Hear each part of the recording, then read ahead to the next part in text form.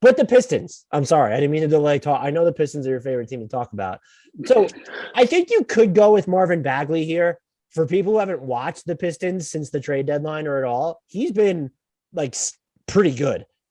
More efficient in actual playing time. He's shown a lot when it comes to just his floor game a little bit, finishing around the hoop. He's been an interesting two-man partner for Cade Cunningham, who just seems like he's going to mesh with every single person in front of him. There's still tunnel vision. He needs to become a better passer. If you pull him out in space on defense, he's going to get absolutely roasted. I think you can make the case for him because he was just considered this sunk cost in Sacramento, which he was, except he's been good in Detroit. So I have no qualms if you would pick him. I'm still rolling with Beef Stew.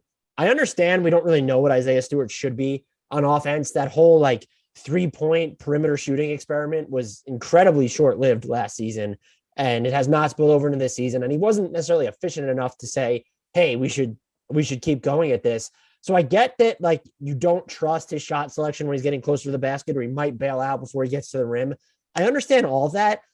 He's a real defensive difference maker. When you just watch how teams are intimidated to get, or maybe not, the word's not intimidated, but how less likely they are to get to the rim when he's on the floor, like he's impacting decision making for players with the ball in their hands, not just at the rim, but like when they get into floater range.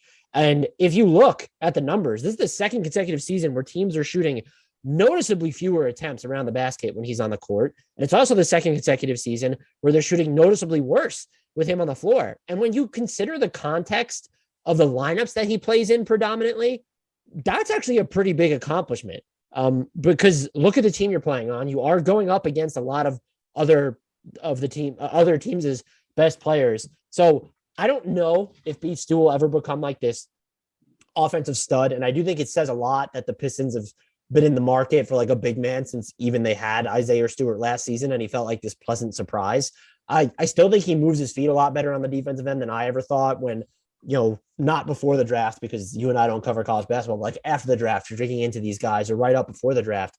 I just didn't think that he was going to have any sort of not NBA level mobility. I just thought that he was going to get cooked more often on defense. And so he's been a real force there at times. And just because maybe he's not center of the future material, or, he is 6'9", he might be 6'8" for all we know. He's listed at 6'9" now. Just because he's not going to be necessarily the solution at center, or you have to pair him with another type of big or a certain kind of big, I don't think we should lose sight of how much of an impact that he can actually make when he is around the basket. Yeah, I think that's a good pick. The Pistons are a tough team. I'm tempted to just pick Saddiq Bey because I thought he was having kind of a disappointing year, and he dropped 51 points tonight. Did you see this? He had 51 against Orlando. He had 30 in the first half.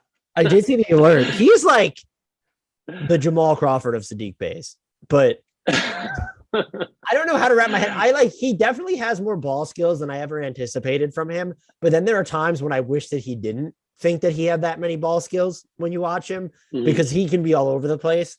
But yeah, he could be a pick as well, for sure. I might have to pick him because no matter how much you're sort of right about Bagley being decent, it would be difficult for me to underrate Bagley because I rate him so low and have rated him so low forever. So I don't know. I guess maybe I gotta go with Bey.